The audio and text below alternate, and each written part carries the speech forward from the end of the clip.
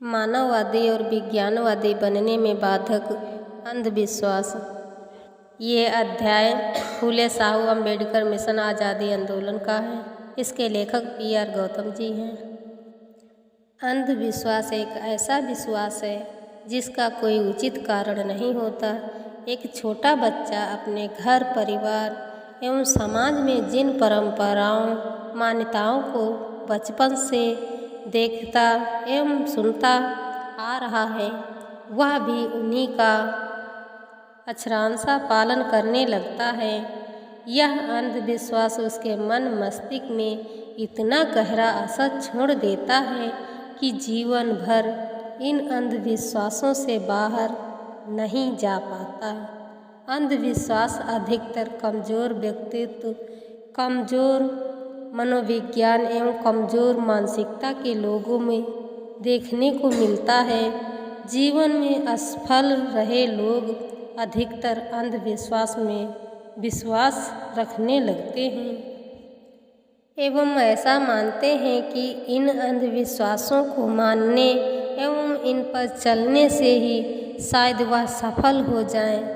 अंधविश्वास न केवल अशिक्षित एवं निम्न आय वर्ग के लोगों में देखने को मिलता है, बल्कि यह काफ़ी शिक्षित, विद्वान, बौद्धिक, उच्च आय वर्ग के लोगों में भी कम या अधिक देखने को मिलता है।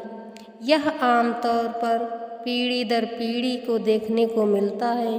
अंधविश्वास समाज, देश, जाति एवं धर्म के हिसाब से अलग अलग तरह के होते हैं।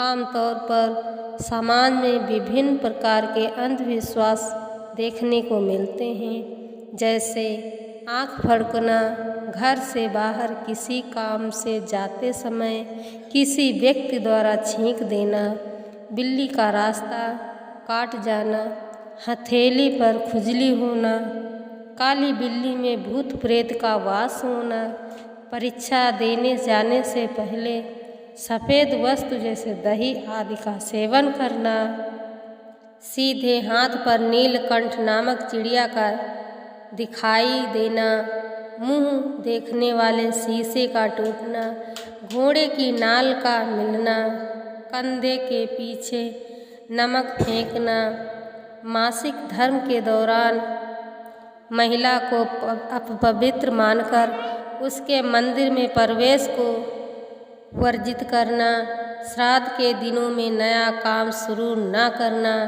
या नए कपड़े न सिलवाना, मंगलवार के दिन बाल न कटवाना तथा दाढ़ी न बनवाना आदि। अंधविश्वास के कारण ही आज भी महिलाएं कभी सोमवार, कभी शुक्रवार या अन्य कोई दिन न जाने कितने देवी देवताओं के नाम पर व्रत रखते हैं। और जब यह व्रत पढ़ी लिखी महिलाएं रखती हैं तो अत्यंत दुख होता है। क्या कभी उन्होंने यह सोचा है कि उनके देवी देवता उस समय कहाँ थे जब उन्हें सती प्रथा के नाम पर जिंदा जलाने को मजबूर होना पड़ता था?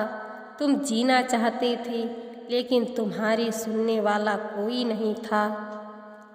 तुम पढ़ना चाहती थे तो इसका विरोध होता था, किंतु हिंदू धर्मशास्त्रों में लिखा है कि यदि कोई स्त्री पढ़ने की कोशिश करती है तो पाप है। तुम उनको भूल गई जिन्होंने तुम्हारी आज़ादी के लिए संघर्ष किया। आज तुम उस पाखंडवाद को अपना रही हो जिसने सदियों से तुम्हारी तरक्की का रास्ता रोक रखा था। करवा चौथ का व्रत रखना भी एक अंधविश्वास ही है।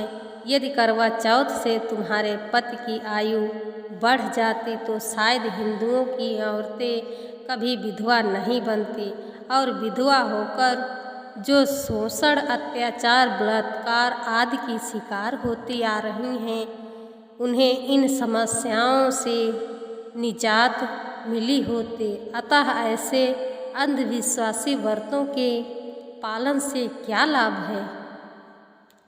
अंधविश्वासी टेक्नोलॉजी भारत में ही थी जो दुनिया के किसी भी देश में नहीं थी। भारत ही अकेला देश है जहाँ इंसान की कटी हुई गर्दन में हाथी का सिर जोड़ा गया।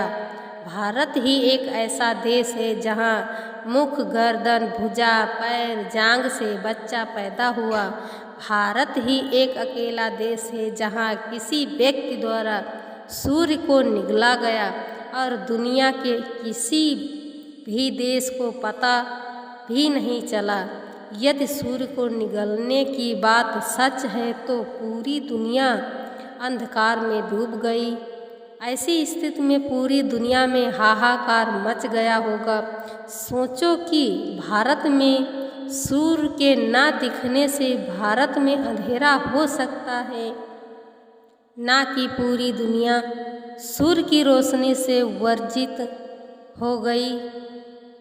सूर्य की रोशनी से पूरी दुनिया सूर्य की रोशनी से वंचित हो गई। भारत ही अकेला देश है जहाँ पत्थर पानी में तैरते हैं और गेंद पानी में डूब जाती है। भारत ही अकेला देश है जहाँ भालू, बंदर पढ़े लिखे थे। भारत ही अकेला देश है जहाँ चूहे, पक्षी, शेर आदि जानवर देवी देवताओं की सवारी होती हैं। भारत ही अकेला एक देश है जहाँ शरीर के मैल से विशेष टेक्नोलॉजी द्वारा बच्चा बनाया गया। अंधविश्वास ही तो है। आज भी भारत की अधिकांश जनता अंधविश्वास में डूबी हुई है, जो मानववादी तथा विज्ञानवादी बनने में बाधक है।